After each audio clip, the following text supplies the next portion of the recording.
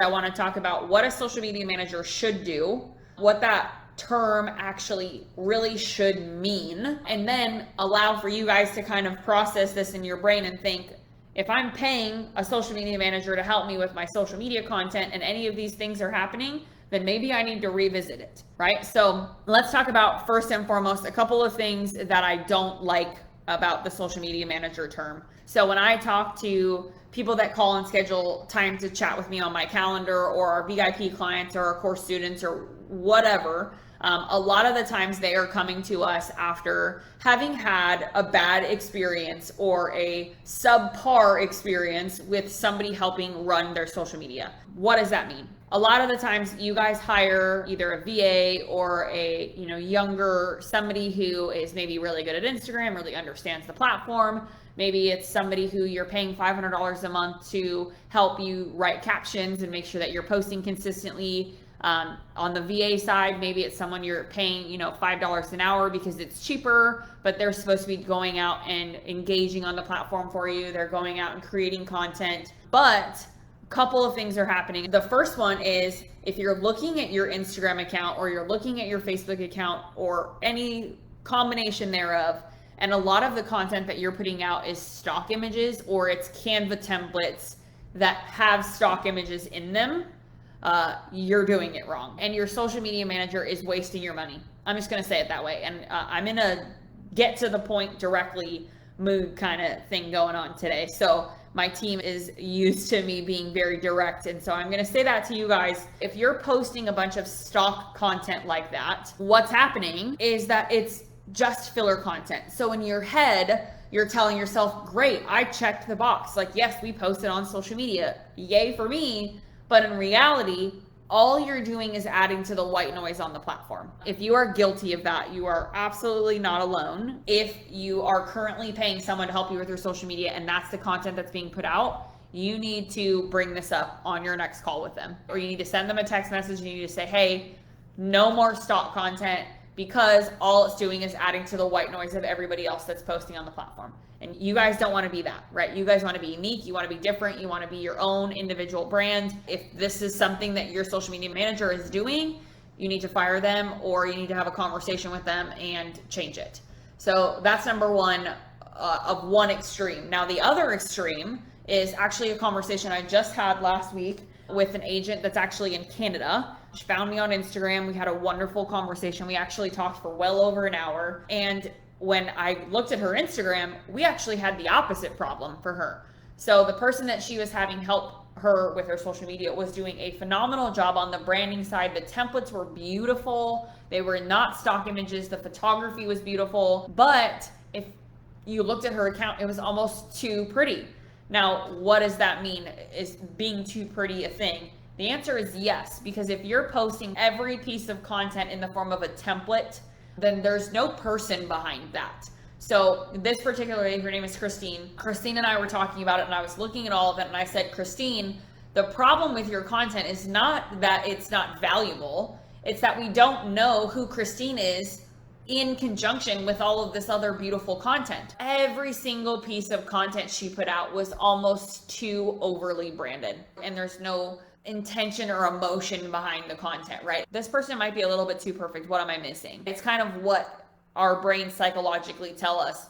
And those of you guys who have been around me long enough, you know that I'm a big psychology person. The entire premise of the Instagram Power Method course is the psychology of human interaction and how we think, what makes people make purchasing decisions, what goes on in our brains that ultimately lead to us making those decisions. So it is really, really important to get this right. So I'm going to kind of run down the 3 ingredients to a great social media manager and something that this person should be doing at a very, very high level. Number 1 is the engagement side. So almost every single person I talk to that either joins the course or joins our VIP program, the first question I ask them is your person that's helping you with your social media doing 45 comments and 20 story replies every single day?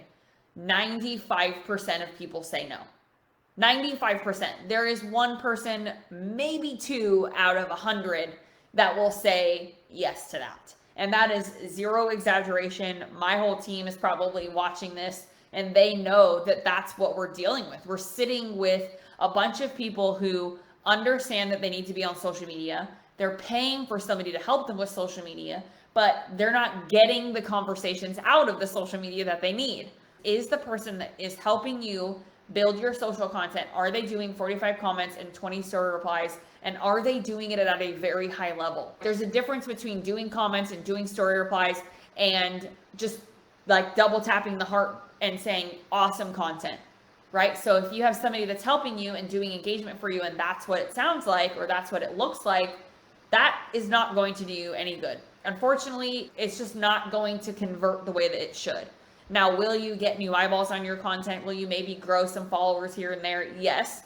But again, those of you guys who have been around me long enough to know that I don't care about how many followers you have, because what the true magic of Instagram and the true magic of this platform in general, as far as what we teach and how we teach it, is the conversion, right? Is the conversations that you're having that create conversion. So the first key ingredient is this person doing 45 comments and 20 story replies, and are they doing it on people that actually matter to you and to your business? Your social media manager should be actively picking your brain to figure out what are your ideal clients' pain points, what are your clients' concerns that they, as your manager, can help you convey in your content. Now, that social media manager should also be saying, okay, so that's a pain point. Let's go make a video on it. Let's go make a full value series around talking about it. Now, the second really key ingredient is the copy. Have you ever had somebody helping you with social media and then you have a friend that calls and says, hey, so-and-so, do you know what you just posted on Instagram? Because it definitely doesn't sound like you. Something along those lines, right? And again, the client we just spoke with before this call, she said, you know, I've written every newsletter that I've sent out, and my clients know that when it comes out that it's from me. And I've always been in the mindset of like needing to leverage help, and I'm at that place in my career where I need to leverage help, but it's really important to me that my voice remains the same, because I never want them to know that it's not me putting the content out. So that is where, when it comes to hiring somebody to help you with your social media or with what you're doing, having someone who really, really understands how to get your voice across, takes the time to study newsletters that you sent out, takes the time to study your Facebook account, your current Instagram content, maybe the way you send text messages, right? Taking the time to read all of that and get into your brain and get into your language and figure out exactly how you talk and what you say and what you don't say is going to make a huge difference in how your content comes across and what the perception is as that content is received on the other end, right? It's the ghostwriter's job to make sure that the author's voice is what comes through and it sounds like them, it feels like them, even if we're just reading it. Key ingredient number 3 is your touch points. So a lot of times what happens is a social media manager or a VA, for many of you, if that's what you've hired, you never see them, right? Or if you do see them, it's for like 5 seconds and they're helping you record a video. Now, when I say see them, it doesn't need to be physically in real life, right? We have clients and students in 47 states and 3 countries. We certainly don't see every single one of those. Your social media manager doesn't physically need to be present with you, but what they do need to do is they need to be on calls with you. They need to listen to how you talk to clients. If you're meeting with a buyer that's coming in from out of town, that person should sit on it and make sure that they're listening to how you talk to your client. Listen to what kind of questions you're asking them as they're making the decision to move. Let them into a little bit of what you're doing. Now, if they're not local with you, again, we have clients in 47 states and 3 countries. And this morning we were on a call with a lady from Canada. This afternoon I was on a call with a lady from Portland. So we cover it all, and we can't be physically present there. How do we do that? What we do is we have check-in calls every single month, anywhere from 2 to 4 of them with our clients. Now, on these check-in calls, we're going over content, we're going over captions, we're making sure that the client actually likes what's being put out. We go over questions that they might be having about captions that are going with the content. And in addition to that, we're asking them for feedback. We're saying, what do you like? What don't you like? Were there words that we used that you wouldn't have said? Now, hey, also so-and-so, what do you have coming up? Because we need to foreshadow the kind of content we need to be ready to rumble with here in the near future. And the lady that we were speaking to earlier in Portland, she has this really big event coming up, and she's like, how do we promote that properly? Because that's really important. And every year I always feel like I have people who say that they didn't even know it was happening, and I want to really leverage what we're about to do on Instagram and do that right. And I said, absolutely. What you need to do is you need to have a 2-week lead time. You need to have a special event promotion essentially on your Instagram account. And your social media manager should be managing, building out that 2-week launch. We did this for one of our other VIP clients who was doing a big Top Gun event over Memorial Day. We had a whole plan for building out that content for him to make sure that when it did launch, that he had people that knew about it and had conversations on Instagram with people who were curious about it. And so that's a really important piece to all of this. So again, the social media manager conversation is something that has really frustrated me over the years. I truly believe that the way that we do things is very, very different. I'm not in any way saying that, every single person here should run out and go fire their social media manager. I certainly think that there are people that really need to leverage the help there. But what I can tell you is that having a social media manager that's actually effective in their work takes work. It takes touch points. You cannot truly be 100% hands off and have the effectiveness be the way that you want it to be.